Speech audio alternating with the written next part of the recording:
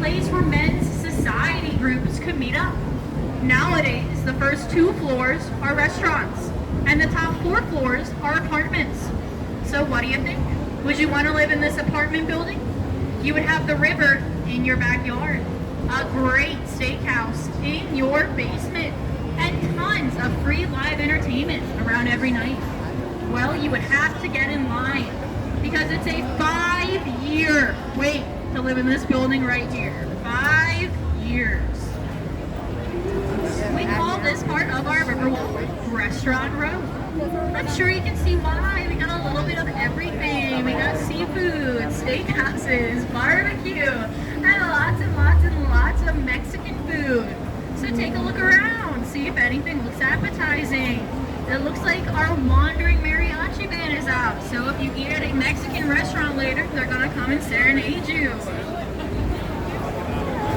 Up to the right, this last building behind the Texas flag umbrellas is most well known from when in 1941, Robert H.H. Hugman, the architect of this Riverwalk, moved his business here. Why would he do that? Well, his flood prevention had just been installed.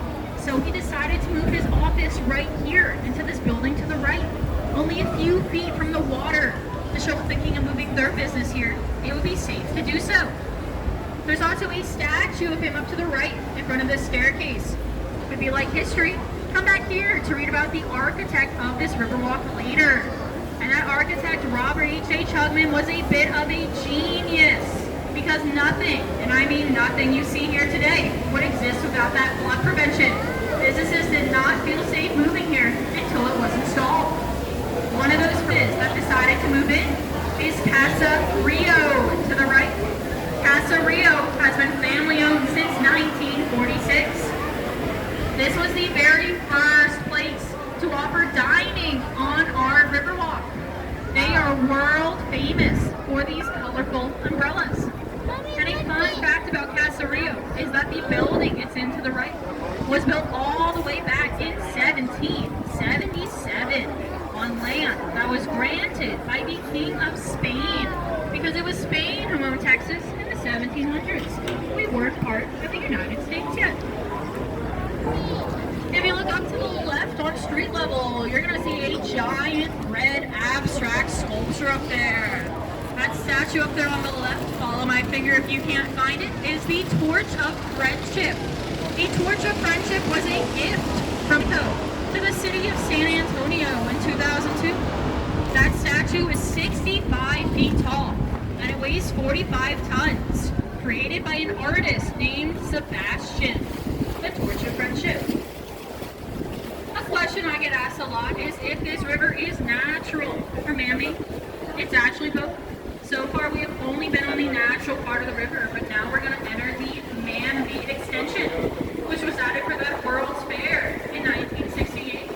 Left here we have our mechanic, Jeannie, doing a great job, towing a boat. Hi, you go girl. Woo! Alright, as I was saying, we're entering the part of the river that is man-made. Like most of the rest of the river, it's only about 3 feet deep here, but with a concrete bottom instead of the natural mud bottom. And you heard me correctly. Most of this river is less than 3 feet deep. So, if you find yourself in the water, don't panic. Just stand up and walk out. If you're wondering, about one person ends up in this river every day. 350 to 400 people a year. So if you have not seen anybody in the water yet today, watch out. It could still be one of you. It's getting dark on a weekend. Ooh, this is prime time, so watch out, everybody. In front of us, you're going to start to see a very tall Marriott hotel. Back in the 1980s, it was Society Shopping Mall. Ooh, was going to be built over here. And Marriott really wanted that spot right in front of the brand new mall. The problem? There was already a hotel there. A smaller 3-story tall hotel called the Fairmont. Now that Fairmont Hotel was a protected historic place built in 1906, so it could not be demolished just because Marriott wanted it to be. But they decided that it could be moved, so that's what they did.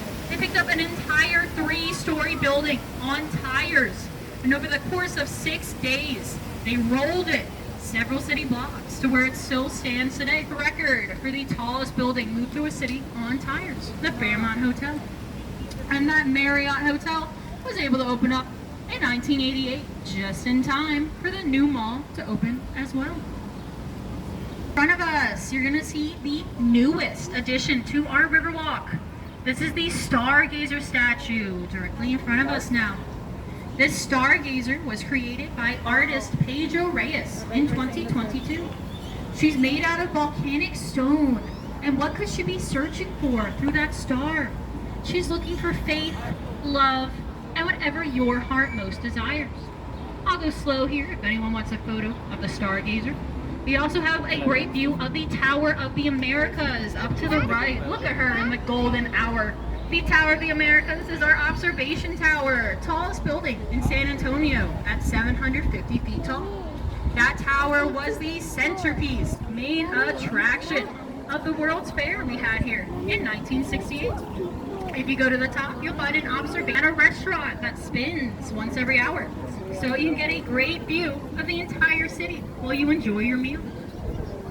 If anybody missed those photo opportunities, we will be back in this exact spot in a couple of minutes. Get your phone or camera out when we go under there again. For now, we're gonna head into the mall. The Shops at River Center Mall opened up in 1988. This is a pretty big mall. We have over 100 stores and restaurants inside of here. And here in San Antonio, we love malls. You know why? Air conditioning. We love to be able to walk around and shop in air conditioning on these hot Texas summer days. This mall does have a few unique attractions you're only going to find here. First, you're going to find a special movie theater inside that plays a movie called The Price of Freedom, which tells the story of the Alamo. There's also a special Legoland inside of here that has an entire mini Riverwalk made out of Legos. Pretty cool place. Alright, anybody sitting on the left, watch your arms here. I'm gonna let him go through.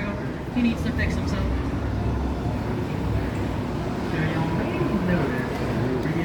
Hey! Hi. Good to see you again. Good to see you again. Yeah, it's been a long time. We passed each other last tour too. We just keep running into each other like that. I know. I've been great, actually. Yeah, great tour. Yeah, lovely group of people. All right. As we go around this lagoon here, I want to tell you about our different boat designs. You might have noticed not all of our boats look exactly the same. We have different colors. We also have different patterns. First, we have a sunshine boat covered in suns to celebrate the 300 days of sunshine we get in this city every year. We also have a peace boat covered in doves to celebrate the peace we've had here for hundreds of years, as many different cultures have come together. There's a missions boat, which showcases our 5 original Spanish missions, the most famous one being the Alamo. Centennial boat, which celebrates our 300th birthday we just had in 2018. And lastly, today we are all riding on our military boat, which honors our military. Over 35,000 people graduate from military academies in this city every year. Yeah, mainly for the Air Force. So if you're involved in the military, I would like to thank you at this time for your service. I also want to thank anybody involved in emergency services, any doctors, nurses, teachers, anybody who is serving your local community. Thank you so much for joining me today with your time off.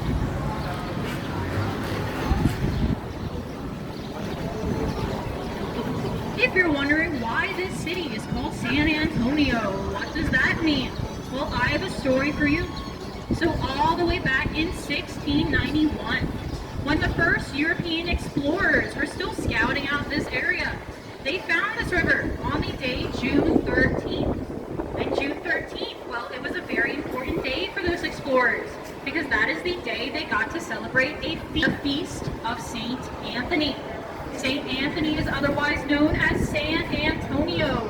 That's right, San Antonio is a saint. So they decided to have the feast for the saint here and to name the river and the new settlement after him. So who was that San Antonio?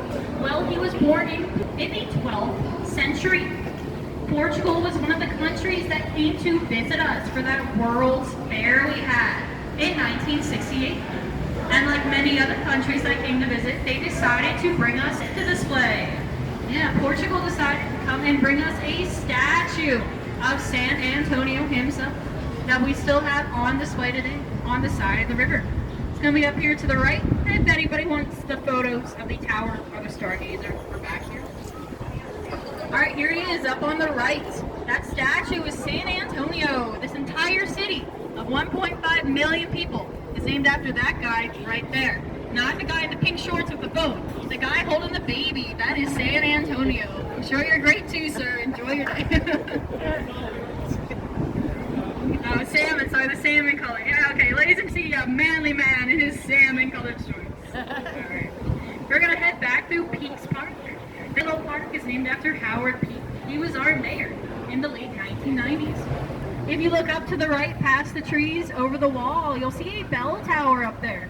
It can be a little hard to see, but keep looking up to the right through the trees to see the bell tower of St. Joseph's Church. That church was built in 1868 by German immigrants who wanted to be able to have Catholic Mass in their native German language. They still have services there in German to this day.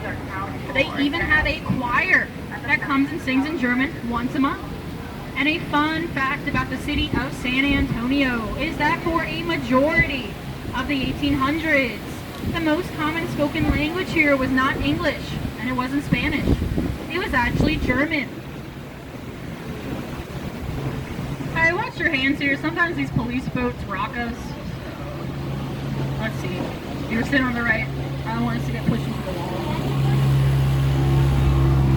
Alright, we seem to be alright.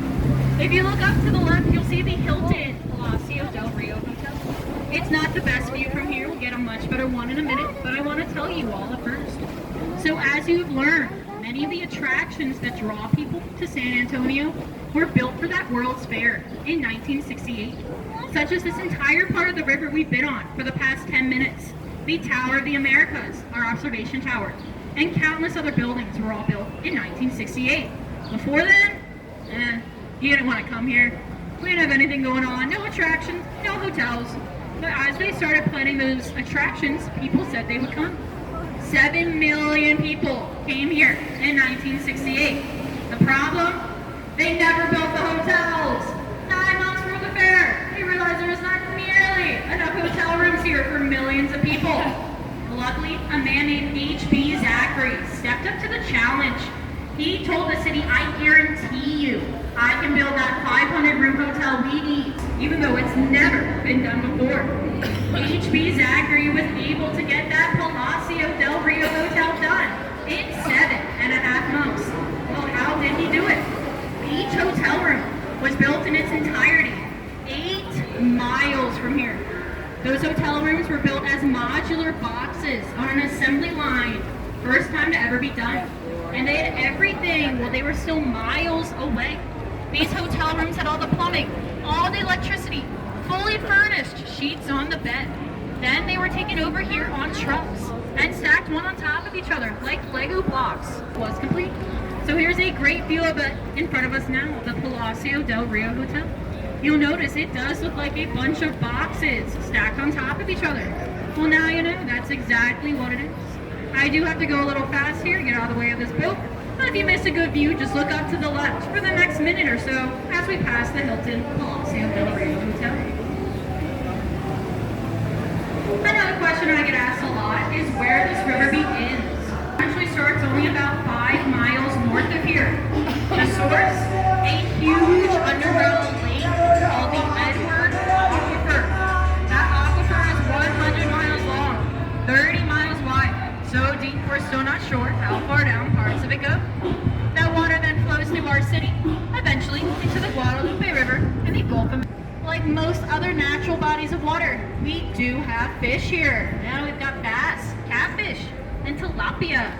You actually are allowed to go fishing on this river, just not here in the downtown area. I don't think you will want to go fishing here next to this Irish pub anyway, because you'll probably catch a lot more beer cans than catfish in this pub. But there is a pretty good fishing spot. a few miles north of here, where the river just begins. In front of us, you'll see a sign that says La Vita, meaning little village. This is the place where the original Spanish soldiers who were working on the Alamo came to live in 1722. European immigrants continued to move into this area until 1939, when it became La Vita Historic Arts District. I don't think I can compete with this guy, so enjoy some good music for a second here.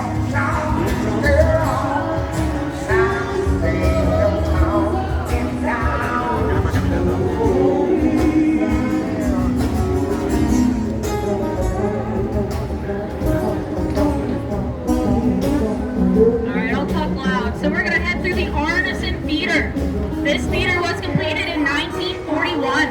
It follows the natural curve of the river. You might recognize this stage to the right if you've seen the movie Miss Congeniality, starring Sandra Bullock. The swimsuit competition scene was filmed right here. If you rewatch the movie, you'll even notice one of our riverboats goes by Hagar during that scene. We have many different events here every year, including cultural shows, concerts, and even a few weddings. Under Rosita's Bridge, named after Rosita. She was a very popular dancer who danced on that stage for 25 years, and she loved using this bridge in her performances. So we decided to honor her by naming the bridge after her.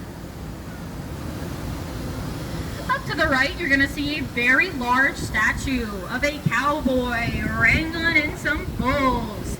That is a fan favorite exhibit of the Briscoe Western Art Museum. The Briscoe up to the right opened up in 2013. If you go inside of here, you're going to find a great showcase of Western culture. Now, like many other buildings on our Riverwalk, this was once something else that was then reused. In 1930, this building was our first public library.